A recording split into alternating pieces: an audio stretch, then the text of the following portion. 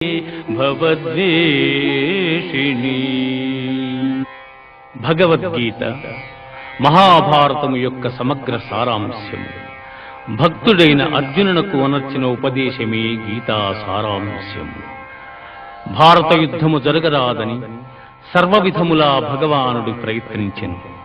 కాని ఆ మహానుభావుని ప్రయత్నములు వ్యర్థములాయను. అటు పిమ్మట శ్రీకృష్ణుడు పార్థునకు సారథి అయి నిలిచెను.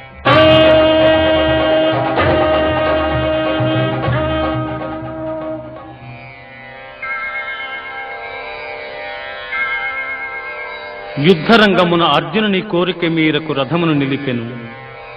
అర్జునుడు ఉభయ సైన్యములలో గల తండ్రులను, గురువులను, మేనమామలను, సోదరులను, మనుమలను, మిత్రులను చూచి హృదయము ద్రవించి